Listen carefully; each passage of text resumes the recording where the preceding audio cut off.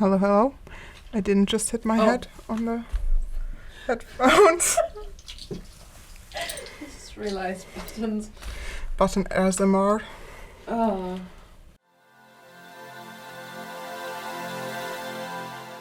Ever wondered what will happen if a semi-stable scientist, one lab explosion away from being a supervillain, teams up? With a caffeine-addicted screenwriter ready to fight the system. Well, buckle up, buckaroo, 'cause we're about to dive right in to the madness of transdimensional travels. Take a seat in the front row as we take beloved movies from this dimension and pitch it with a completely different genre, thus creating a whole new classic.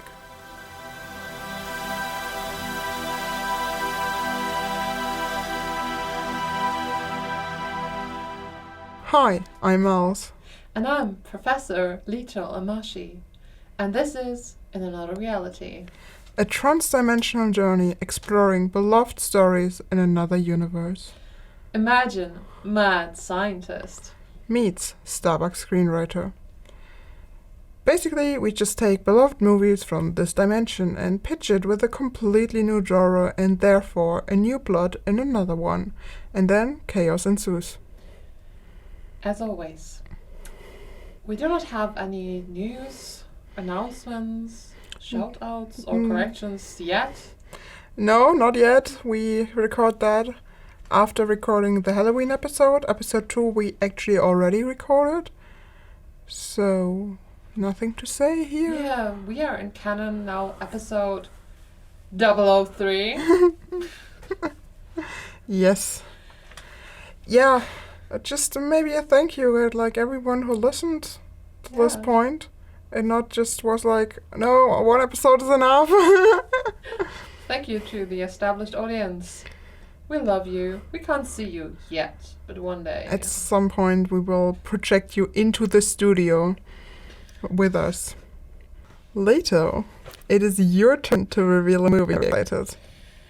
Before revealing the movie, I have a story for you. Okay. Yeah, so, actually, I wanted to bring a whole different movie today. But turns out, this movie doesn't exist. What? So, What? So, hear me out. So, I was like, yeah, I want to bring a mafia movie, because I'm in a film noir kind of mood right now, Mafia 20 style. And my brain was like, hey, remember this awesome movie which played in Chicago in the 20s? There's a very lanky detective, kind of blondish, very tall, and there's this mobster, who's a bit shady, Latin lover type, and they're kind of fighting each other, and it's in the Prohibition time, and the mobster and the detective are kind of flirty, and the mobster, he has this very amazing smuggler ring. He does moonshine and shit like that, like they smuggle alcohol via fake babies. What? Not fake babies, shit.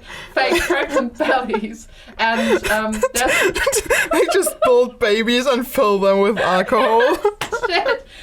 And like trolleys, like they place the real baby on top and have the alcohol under the baby in bottles. Yeah, you know, a lot of people cross the border with like trolleys. Yeah, like it's so unsuspicious, and yeah, it has this really amazing setting, and the soundtrack is also top-notch jazz, but also modern twisted. And I was like, oh shit, I can't remember actually the name of the movie. My brain was like, yeah, it's Tinseltown. I googled it.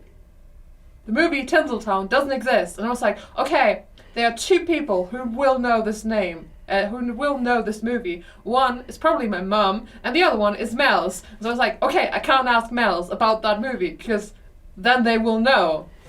So, okay, I asked my mum, and she was like, yeah, that does sound familiar. I was like, so we watched the movie. You know the movie, right? And she was like, that isn't a movie. It's like, how can that be a movie? I have clear visions of that. And it's like, was one of the characters possibly named Ricky? And I was like, yeah, that's possible. Like, you dumbass, you dreamed that shit. I was like, I can't have dreamed that shit. So you dreamed up an entire mob detective movie Yeah. and thought it was real. And thought it was real. But the sad thing is, after I put all the pieces together, I was like, it might be possible that the detective's name was Cece Tinsley. Yes. And the mobster's name is Yes. Ricky Goldsworth. Yeah, I was like, it's possible, like, probably BuzzFeed. yeah. The moment it was Ricky, I was Yeah. side eyes. Yeah. So, anyways, I was like, okay, I have to find a movie in that setting. I did. Okay, before you continue, let me say we should definitely make this movie. It sounds fucking amazing. I know this podcast is about pitching movies that exist with a twist in another reality, but I feel like we could just make this movie in this reality because it sounds fucking amazing. Shane and Ryan, you have our account now. Yes, yeah, come in. Come for us, please. We give you the main roles, the leads. We're gonna act the hell out of it. I know it. Yeah, please bring Stephen Limo along, just for the eye candy. Yeah, there was also a Lee family who the main mafia boss was against, and they were fighting each other. So it was a mix of the BuzzFeed Unsolved lore and kind of Peaky Blinders, if I'm thinking about it. Anyways, The actual movie. the actual movie is a timeless classic, and once again, I would say queer revolutionary movie for the ending. I'm not sure if you know the movie. It's from the end of the 50s, I think. It stars Marilyn Monroe, Jack Lemmon, and Tony Curtis. It's called Some Like It Hot. Yeah, I obviously heard about this movie, but I haven't seen it and I've actually no idea what the plot is about. Oh my god, oh no, I expected you to know this movie because like it's timeless classic. Shit, now I'm worried about spoilers. You will be so spoiled now. Yeah, that is what it is. That's okay. We should watch this movie. Maybe if we come around to make a Patreon about watching movies, we Yeah. could do that. I mean, you don't necessarily have to spoil the end, because we already did it with like Master and Commander, that we were like Yeah. just taking where the characters are at the beginning and work our way from there with our own movie. So you don't need to spoil what happens in the end. I don't know if it's possible. Just a thought. It would be that's a sad thing because the ending twist of it is like what made all the queer kids scream, "This is our movie, bitches." Well, there's a lot of other stuff happening, but it's so revolutionary for the time. Anyways, hit me up with your genre. You will love this. I've picked sci-fi, which is very broad. So I went into a subgenre, which is space opera. So basically Star Trek, kind of. But do you want to tell more about the movie, or should I tell more of? Come on, hit me with your genre. I want to feel the vibe of this. Yeah, so sci-fi space opera is that it's in outer space and often in a fictional galaxy. It is about either like intergalactic warfare or at least politics. I see you. I can see how you're trying not to break out into laughter. It is often stuff like light speed travel. It has futuristic weapons and sophisticated technology. There are often fictional aliens who go against the main characters or like have some kind of quarrel with the main characters. It's kind of just like space adventure, space journey-esque. And it is not to be mistaken with space military fiction, stuff like Battlestar Galactica. That's different. Like I said, a key example for that is Star Trek, because there are conflicts. War is maybe the wrong word. I was looking for the right word, because while some internet sites said intergalactic warfare, I wasn't like vibing with that, because Star Trek is like a really great example and it's not about warfare. It is more about intergalactic politics, and now I forgot the word where I just thought that it's perfect. Conflict. Intergalactic conflict is more the right word for it. It is often used in TV shows, but also for movies. And yeah, it's about looking at the life in the future in space and traveling and politics. Yeah, that's basically what it is. Right. Amazing. I just love every time you're doing the genre thing, you bring up stuff in your genre or generally something which is actually happening in the plot in the movie I'm pitching you. And you have no idea about that, and you just mentioned futuristic weapons, and I'm like, huh. Here they are, claiming to have never seen the movie, and they have some kind of never seen weapon before. Listen, I wrote this genre before I knew which movie you're bringing. I just have the third eye. Oh my god, this is going to be chaotic. It is going to be grand. And yeah, I just dive right in with the characters, which, I don't know, it's not really spoilery because it happens during the movie the whole time. It's like one of the most important things. We're having some cross-dressing and yeah, some really queer themes happening now. Let's dive right into. So, some like it hard. Before I'm gonna dive into the main characters, just a little fun fact about the shooting of the movie. So it is shot in black and white. Black and wild. Black and Oscar wild. So you know it's a queer movie. Sorry. It's shot in black and white for the fact Tony Curtis and Jack Lemmon just looked obscene, like really grotesque in drag. And because Bill Wilder, that's the director of it, was actually a bit concerned about that. He was like, okay, let's film it in black and white and give it also a bit of that film noir touch because we have the mafia involved. But yeah, if you look at original photos in color, you actually see that it looks a bit freaky. Like, Tony Curtis looks dashing, but Jack Lemmon is on the spectrum of Uncanny Valley? Yeah, it's a bit, I mean, I love both of them in their drag forms. No doubt, they are pretty decent ladies. But in color, it's a bit more grotesque. So I get why they filmed it in black and white. So, let's get to the characters. We have Joe. He's a saxophone player, kind of a scoundrel. He loses a lot of bets, and he's the main character. He also, later in the movie, has two aliases. He's known under the name of Josephine and as Shell Jr. I will go into that detail a bit later. Then we have his, not sure how to call them. Once again, it's kind of a Jack Aubrey, Stephen Maturin companionship again. Some ship it. Some are like, oh yeah, they're just best friends. His name is Gerald. He's a bass player. And he's kind of the comic relief. And his later alias is Daphne. Because he never liked the name Gerald. And Geraldine was just too off-putting for him. Then we have my personal favorite. Everybody's darling. The wonderful. The brilliant.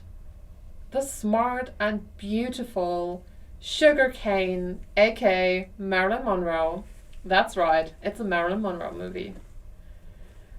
She is a ukulele player and singer who wants to marry a millionaire because she fell for too many scoundrels, which just happen to be all saxophone players, and she just wants to find some happiness. So, who else have we got? We have Osgood, a rich millionaire, and he's on the lookout for ladies.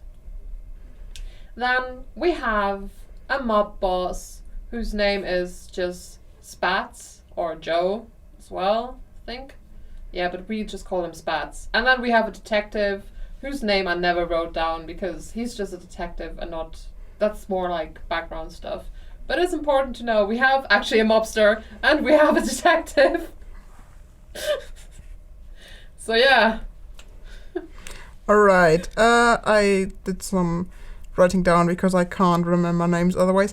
What is the name of the character Marilyn Monroe plays? Because you only called her Marilyn Monroe. It's Sugar Cane. Oh, it's Sugarcane. It's Sugar Cane. Sugar, first name, last name is Cane. Ah, okay. Actually, I think it's Kowalski, but she changed it to Cane. Okay. So, you probably want to know what the deal is with those characters. What is the deal? What is the setting? Okay. Just gonna read out what I wrote down and probably make up stuff on the way, as usual. What's their deal? So, Joe and Gerald have to go undercover in drag because they witness the infamous Valentine's massacre. Oh, some real life stuff's going on. Yes, which is caused by spats, like the mobster. I'm not sure if you know what spats are, but they are the covers for shoes. Like the Ah. white covers. Okay, yeah, I see. Yeah, and he always wears them, and they are his key card as well. Like, you always know it's spats because he wears them. And Okay, it's like his don't- calling card. Yeah, and also don't dirty them because you will end up sleeping with the fishes. So Sugar wants to marry someone rich for security reasons, and the detective wants to catch spats. And also the detective wants to find Joe and Gerald because they were witnesses, and yeah, he needs to build a case. So, what's their relationship? So Joe and Gerald relationships, it's once again hard to pinpoint. Can either be read as the closest of best friends or, yep, they're queer, and might be in the end a poly relationship. Okay, I feel like I will spoiler you if I say what the relationship between Osgood and the two guys is, so I'm not sure if I should say that. Is it important for the story? It is important for the story. Then say it. Okay, so Osgood falls in love with Daphne, as we all know is actually Gerald in drag. And Joe falls in love with Sugar and vice versa. But what I think is the most amazing thing, Sugar falls in love with Josephine at first. Okay. Give me the relationship thingies again. Okay, we have Marilyn Monroe's character, Sugar. Yeah, I know the characters. I've written them Yeah. down. Who's falling in love with who? She's falling in love with like 3 people who is one person. Like she wants to find a rich millionaire, but she's also kind of bonding. She's bonding with Josephine, who is Joe in drag. Then Joe finds out Marilyn wants to marry a millionaire, so he dresses up as Shell Jr.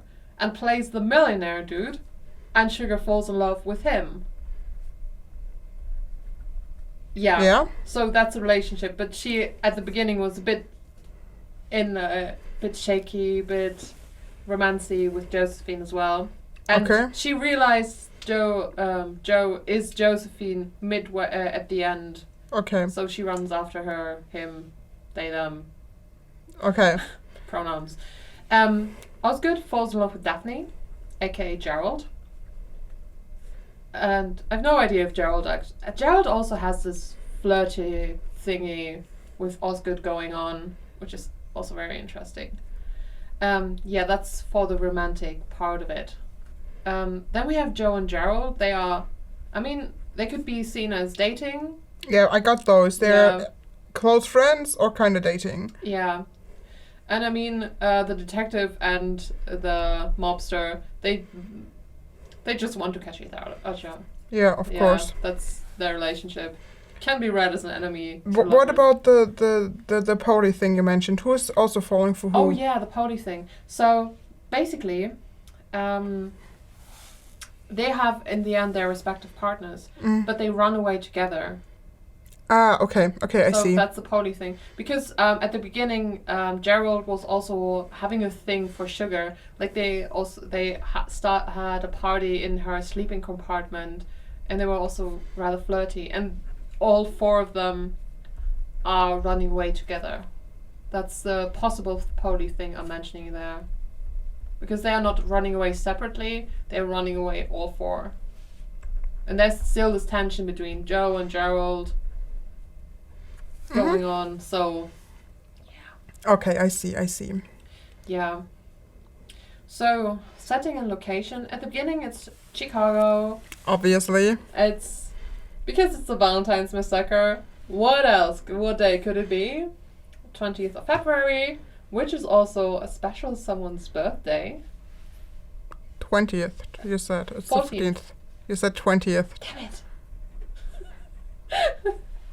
Valentine's Day. Oh, so I was really confused. Huh? Why is the 20th? When Valentine's Day is now the 20th. 20th of February. Get it, suckers. Alright. Yeah, in the 1920s. I wrote down 1928, but I'm not sure about the date right now. That's at the beginning. Then there's amazing scene happening on a train.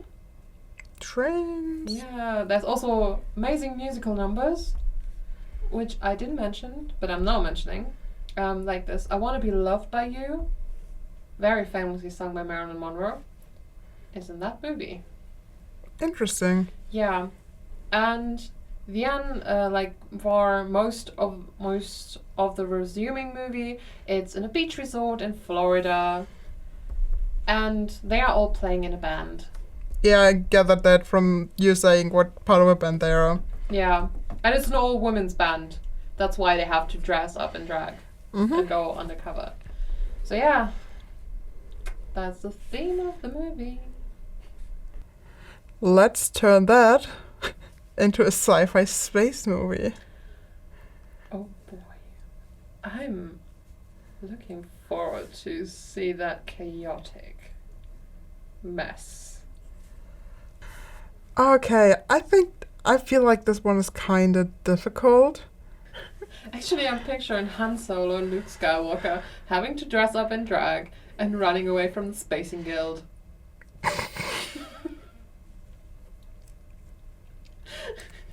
I definitely would keep the drag part, obviously.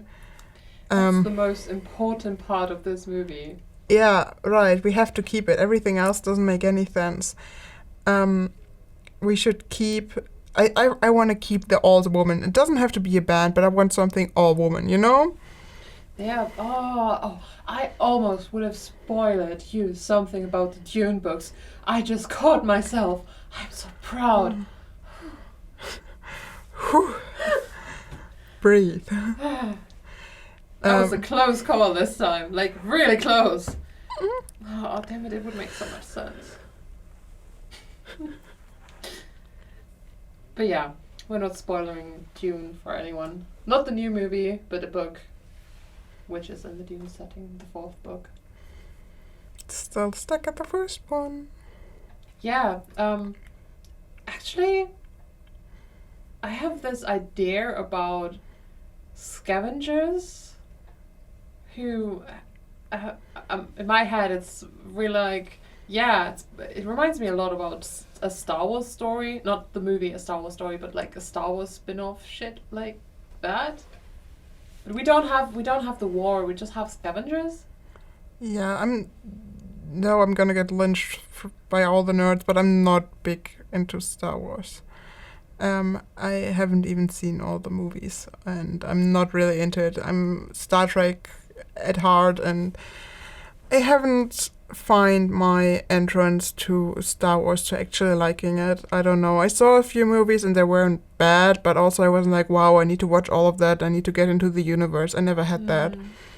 So yeah, lynch me if you must, but that's what it is. You have to come at me, bro, first, because nobody's going to lynch my amazing Mels. Nobody's there to lynch them. I grew up with Star Trek and Star Wars on equal terms because my parents, one was a very big Star Wars fan, and the other one was a big Star Trek fan. Did I say that right? No, I messed them up. My dad loves Star Trek a lot. He shipped Spock and Kirk, and my mom likes Star Wars. My mom's still alive. Spock and Kirk. he shipped the name of the parent with the pairing with one of the members of the pairing. Yes. Awesome. Yes. Yeah, he was totally shipping Kirk watching or reading fanfic. Yeah, he was very much into it. So I grew up with both, and no wonder they didn't get along with that kind of thing. So yeah, I don't actually have a favorite of those two. I'm more of a Battlestar Galactica type. To bring another genre in. Yeah, I mean, I have my favorites from both scenes. Like, I love Voyager a lot. I'm a Next Generation kid, but I respect all the others, that they are masterpieces in itself. And from Star Wars, I am a Clone Wars person. Like, Clone Wars, that's my shit. But yeah, anyways. Yeah, I'm all Star Trek. Both of my parents are huge Star Trek nerds, my mom more than my dad.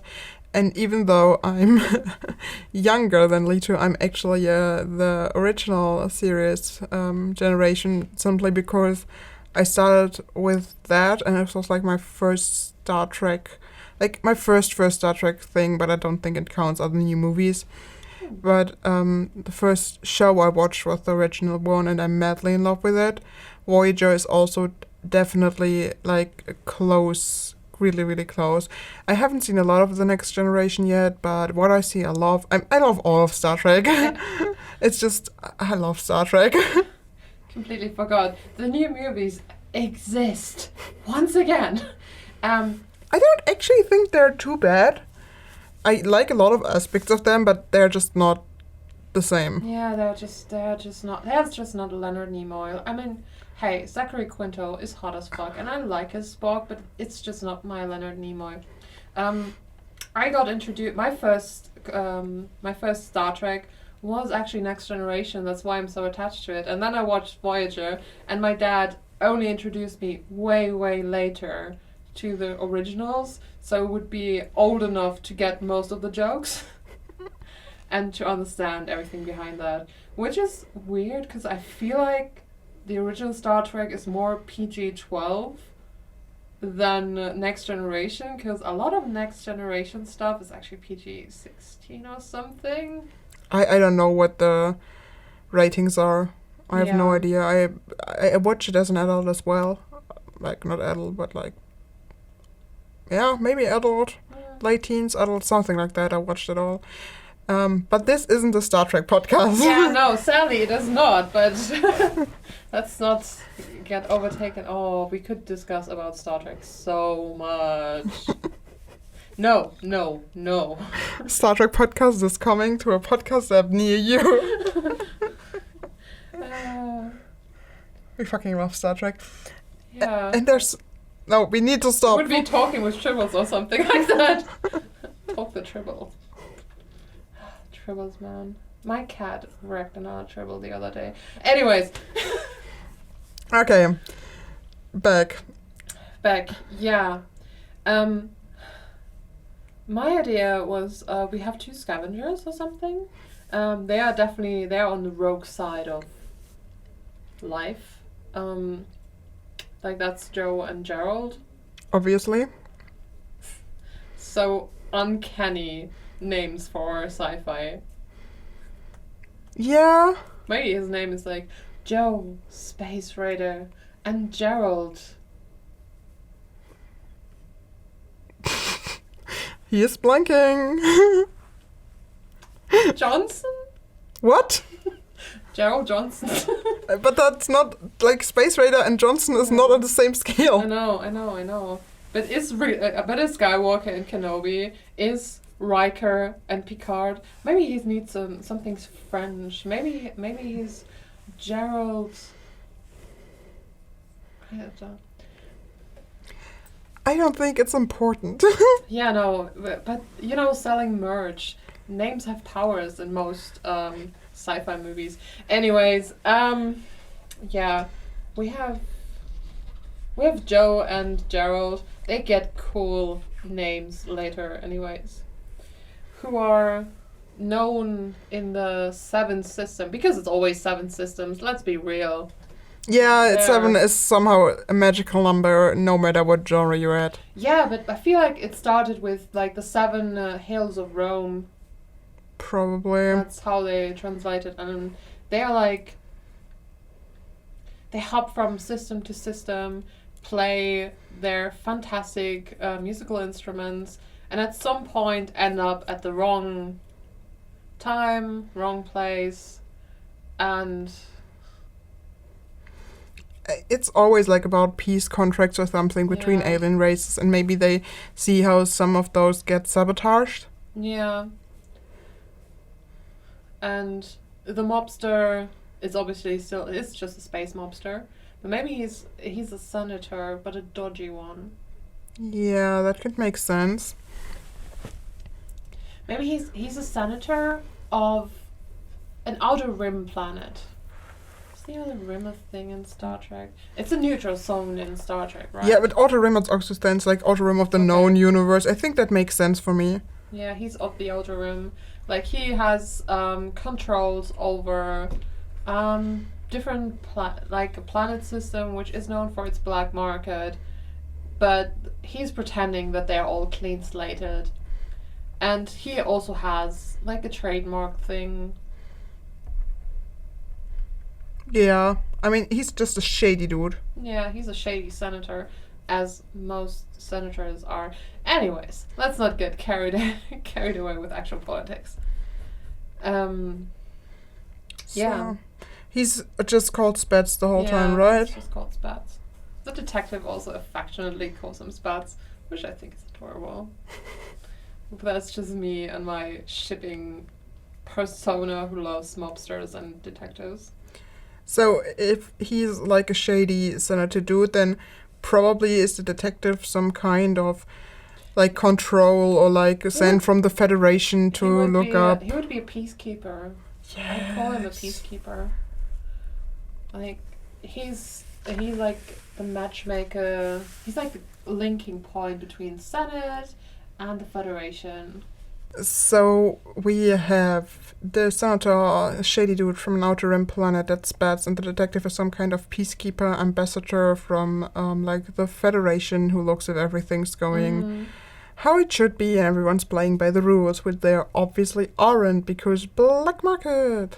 Woohoo. Maybe some kind of space drugs to like. They have the spice. Yeah, maybe they also have this prohibition going on. Because think, it's in a time of the prohibition. Yeah, I don't. Do you think in the future we're gonna be like, yeah, alcohol no, prohibition? That was where it's like looking for something that isn't alcohol. Mm-hmm. So it's like some kind of weird space drugs or. Yeah, maybe it's like a recreational drug, which heightens your abilities. But if everyone uses it, it's no longer something special, and they make it illegal. Maybe. I also always think it's funny. It's like if a drug can give you specific emotions or something. Yeah. That's also fun. Yeah, it just heightens your senses, but also some heighten your emotions. So Gerald and Joe, who is like some kind of scavengers, who like just looking for some old pieces they can sell, or yeah. And they are like part-time musicians. Are they already musicians, or are they gonna come into like the musicians just when they try to hide? You know, are they before that already musicians?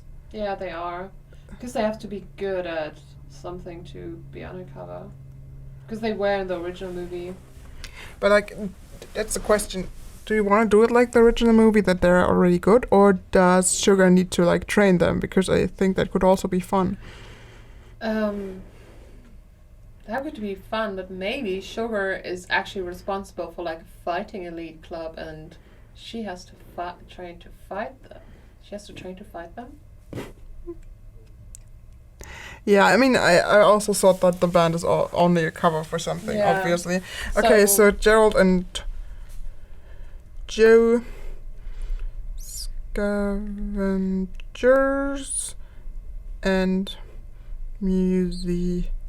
musicians. Maybe like street musicians Yeah. just for space, you know? Yeah, like they're covering their scavenging up with like, oh, we are actually musicians. We don't have any illegal parts. Hello, Those are instruments. those are instrument fuckers. Then they open it and there's like it's a holographic thingy, which where there are actually music instruments in there, but the suitcase is bigger. And then there's the holo filter or something, and there's the hidden stuff Yeah, because sci-fi. yeah, or like they disguise this kind of stuff actually as like musical instruments, Yeah. and then they're helped out with like some holographic stuff. Yeah, and if they're asked to play it, actually plays like real music instrument, but they can actually play, so it's Yes. important. So Okay, then they witness how maybe Spats tries to sabotage the peacekeeper to actually like kill him or something, but it's like going wrong.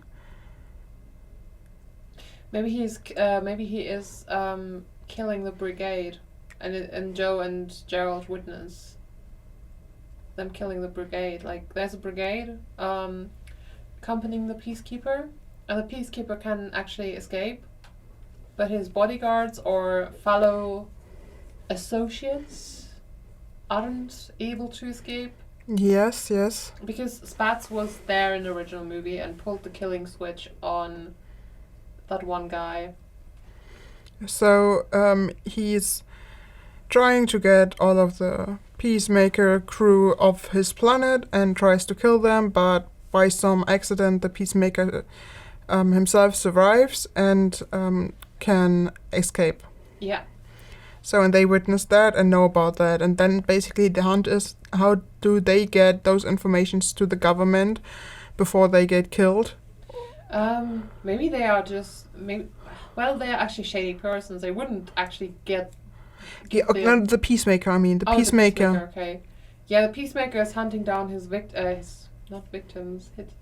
witnesses. Yeah. The Peacemaker tries to find the witnesses and tries to get those information to like the government. Yeah. But maybe like his whole ship was destroyed, or at least his communication was destroyed, so he can't like reach them without physically going there, because otherwise it would be too easy. Yeah. And they are just trying to hide. They want nothing to do with that. They just want a simple life by just scavenging some part and sell them. And they find refuge. Is it like they're on a ship? The Sugar and her band, right? Or are they on a planet? I was picturing a ship, but I don't know. What I was picturing is, do you remember the Mummy in the Orient Express? Yeah, I was thinking about that too, because you said train. Yeah, because I love the idea of a space train, and the resort being another planet. Like, because if you watch the movie, you go from very snowed-in Chicago to hot Florida, and it feels like it's a completely different world. Mm-hmm. So I'm thinking we're starting out on a snowy planet like Hoth, maybe not that extreme. I mean, maybe snowy or just like very dark and windy and not a lot of sunlight, and all the structures are gray and black, like that, you know? And then they find out about this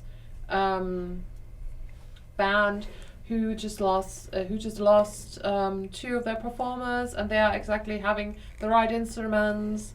And then they're hopping on, and it's told, hey, if you can be there at that point, just be there in the train, and they are actually using a train like that. I mean, I would say they are like trying to like escape from the Peacemaker, and also of course from Spats. So maybe they just illegally bought this train. And when they are asked who they are, maybe they just say, "Oh, we're part of the band." You know, that's like shenanigans how they get in there. Oh yeah, but are they cross-dressing already? No, maybe then they're called out and be like, "This is an all-women's band. What are you talking about?" And then they need to like sneak away, and then they steal from like some kind of compartment. They steal some women clothes, and then they disguise themselves and go to the band and be like, "Here, Could we join? We're pretty good. Yeah, and then they just play something and they're like, oh wow, yeah, we just happened to lose. We just happened to have lost 2 of our bandmates. Yeah, let's join. And yeah. Sounds good. Also, the instruments have to be really futuristic. Yes. Some like maybe they're having this maybe the saxophone is like one of these Futurama saxophone which actually plays also a story. Something like that. And the bass has maybe some pheromones or something. So it's like it's not only listening, but you feel it with all 5 senses. That would be fun. Yeah. Yeah, or just that they really look really futuristic, Yeah, and you're also like, that, obviously. like, how is this even played when you look at it first, you know? And then they start playing, and you're like, oh, okay, interesting, Yeah. you know? It's like one of those guitars which has 3 or 2 heads, like those Gibsons, and you're wondering how the fuck is that played? Yeah, I was picturing, how is it called? This, where you actually play by just moving your fingers above it because of the magnetic field, you know what I mean? Something with TH at the beginning. Theremin? Yes, that thing is what I mean. Yeah, that's an instrument which is used by Star Trek in the intro. Yeah, I think it's like the most space instrument I know. Yeah, I think it's used in Star Trek. Well, Welcome back to the Star Trek podcast. we've missed you. Welcome on Tribble Talks, where we take our beloved Star Trek something and make it a Spark fanfic something. You mean every episode from the original series? Yes. Okay, Yes. good. Thank you for confirmation. I'm on a podcast now, which is called Tribble Talks. I feel you. Fuck. We will make a special which is called Tribble Talks. Multiple specials. Okay. So, obviously, Sugar is like the leader of this band. But we probably find out this band isn't actually just a band, but it is actually the elite spy group of the government to find where the illegal drugs are coming from. Something like that. But they obviously don't know that and just join it as undercover, not knowing that they're actually working with the government who's trying to find them because they're witnesses.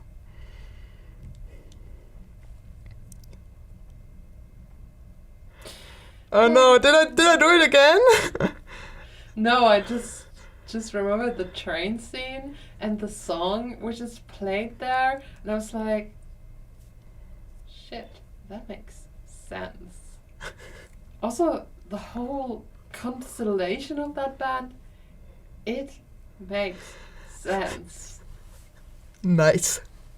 Yeah, I'm curious about you actually watching the movie, and maybe you'll be like, huh, I did it again. Can't believe I'm that brilliant. Yeah, Master and Commander and all that. Yeah, I'm still. My mom did partial listen to the episode Master and Commander the other day, and she's like, "Mels is probably going to kill you once they watch the movie."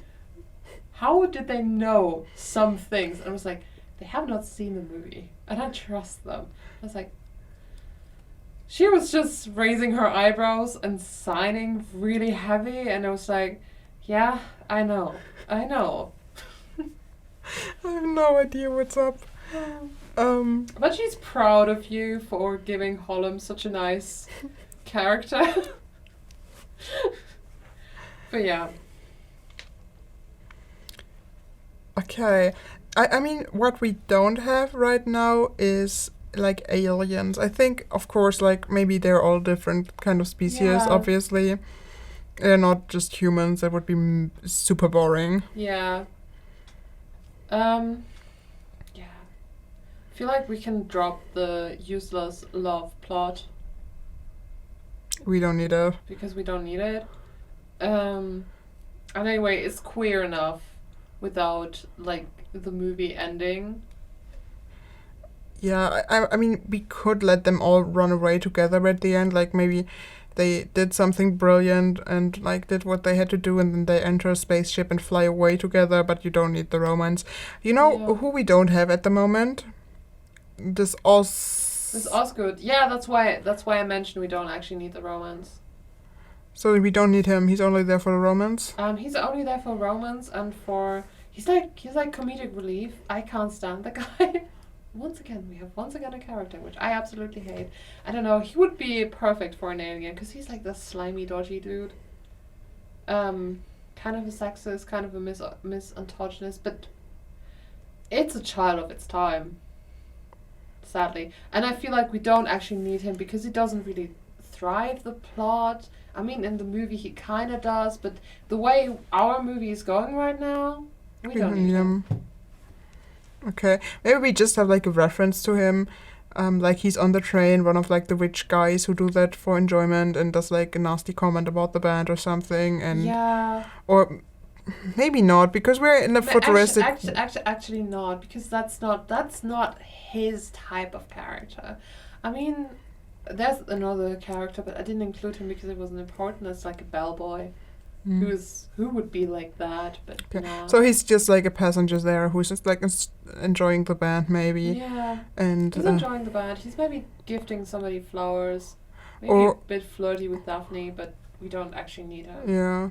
Maybe he has some like kind of informations they need, so maybe they go into the flirt and find like the informations or steal something from him, and there is Shifty Eyes again. Yeah, maybe they did that, and then we never hear from this guy again.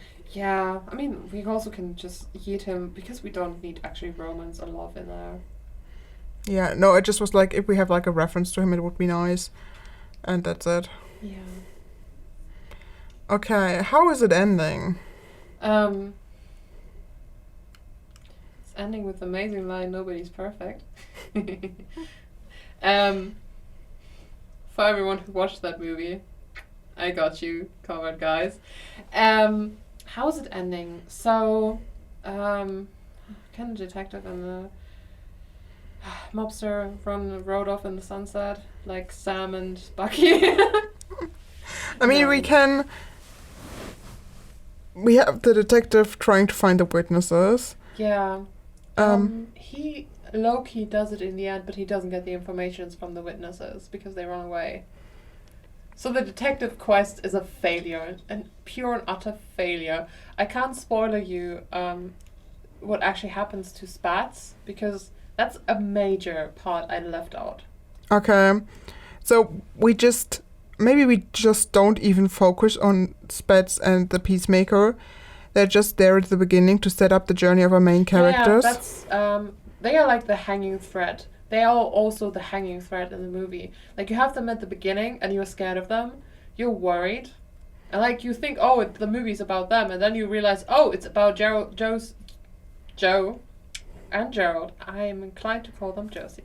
But no, not calling them Josie.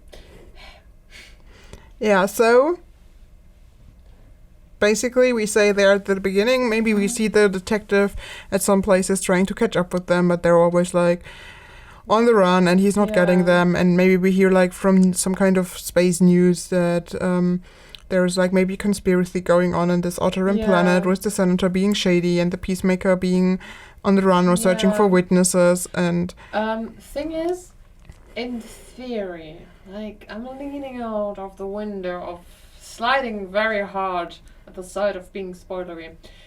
Spats and the detective actually cross paths again in the beach resort where Sugar, Joe, and Gerald are. So maybe they do end up and don't collide like they do in the movie. Or they end up colliding and Sugar's amazing band, oh, you can't see the exclamation fingers, fight the mobsters. And the Peacemaker's thanking them all for their services and doesn't realize Joe and Gerald are his witnesses. yeah, maybe. I mean, what exactly is this band in actuality, or at least Sugar in actuality? in actuality, it's just a band. They are. I mean, no, I mean in our movie. In our movie, they are agents of the Federation. Okay, so they're agent of the Federation. Maybe they're doing the stuff the Federation can't do, like this mobster. So maybe they're actually are fighting him and getting, I don't know, the evidence they need to put him like in jail or something, in space jail, who knows. Or like at least they're able to like stop the drug dealing he does. Yeah. And maybe the planet they are going on next is like a holiday resort planet. And yes. It's like Ibiza or... Yeah, for like rich people who want like a holiday from all the other planets, just a whole planet that's like a paradise, maybe even transform to a paradise. Yeah, it's an artificial, like the planet was already really gorgeous, but they did more artificial stuff there, and of course the black market is booming there because everyone wants to be high and stay high all the time, and not realizing like how much it messes them up. Yeah, and there's like this convention going on for the mobsters to meet up, aka the senator.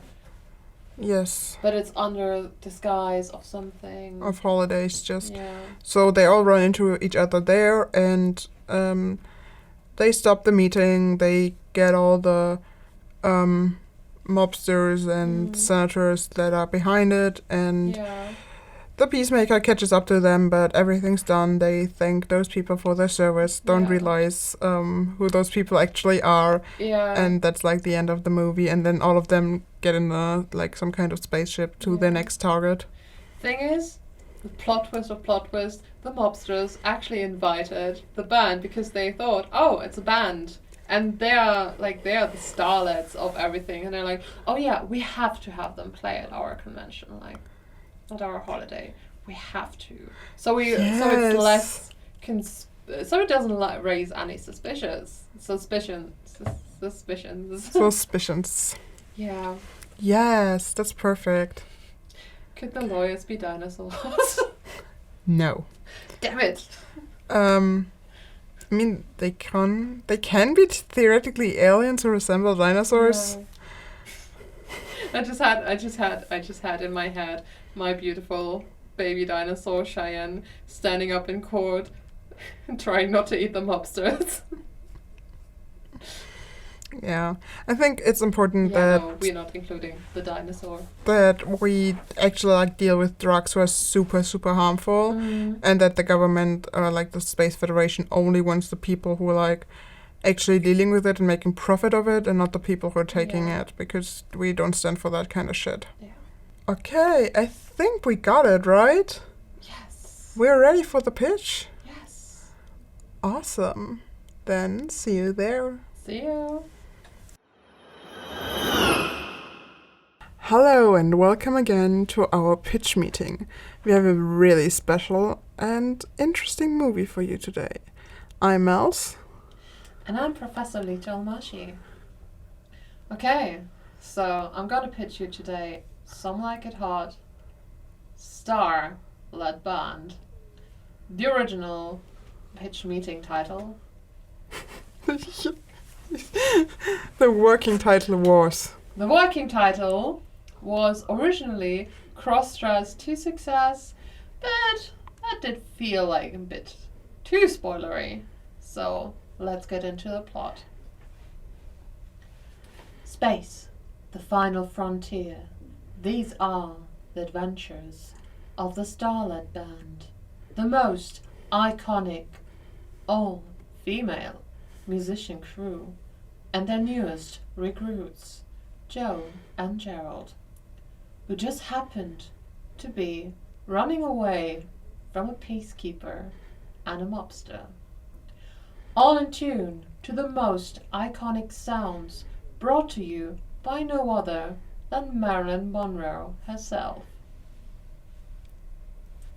Yeah, and we can promise there are some fun twists and turns. All of that in space, very futuristic, a space opera, a lot of fun. And we need a little bit less than like 3 million to make this movie, so it's like an okayish budget, I would say. Yeah. I mean, it's also in black and white, so no worries about makeup and stuff like that. Yeah, we're gonna keep it iconic. Star Trek was also in black and white, so it works. Yeah. Yeah, that was another episode of In Another Reality.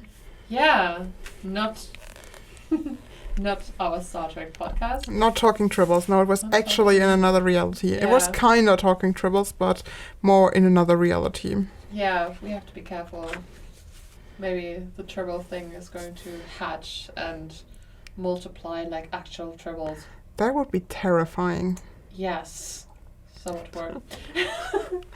Yeah, as always, you can follow us on Instagram at J.E.L.Lehnsherr _official. You can write us a DM there. You can, I don't know, tag us. We would love if you share us in your story or something. It would help us a lot. And we are on YouTube. The channel name is J.E.L.Lehnsherr. Both of this stuff you also find in the description. You can also listen there to the podcast if you prefer it. You can buy the poetry books by just searching for J.E.L.Lehnsherr, or also follow the link in the description. They're amazing poetry books, and you can find them from ePubly to Amazon and different bookstores. So, yeah. Yeah. And as always, if you like us, feel free to subscribe and leave a review on Google Reviews, because it helps us a lot. Boost the signal.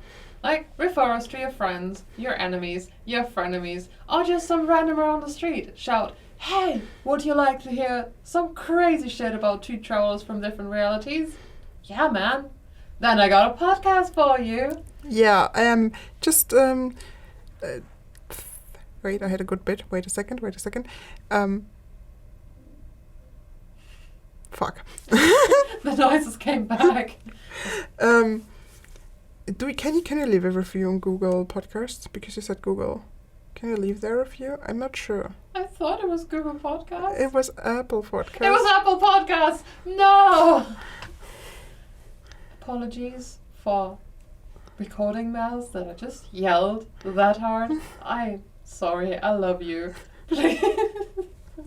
Apologies. Leave a review on Google Apple.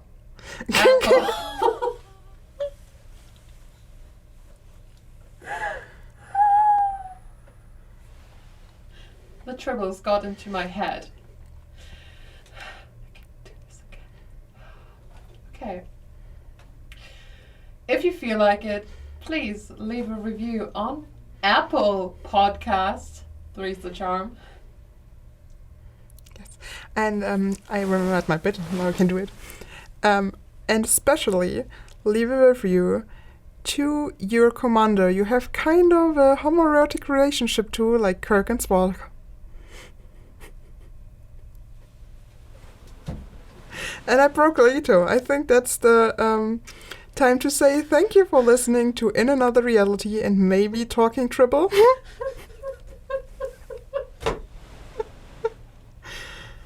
I need you for the outro. Come back up.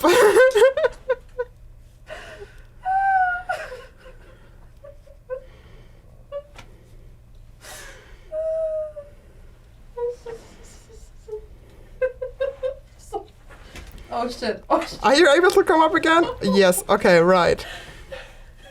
You can also say thank you for listening if you're able to. Thank you for listening. Okay. We have to do it. Safe travels. Until next time.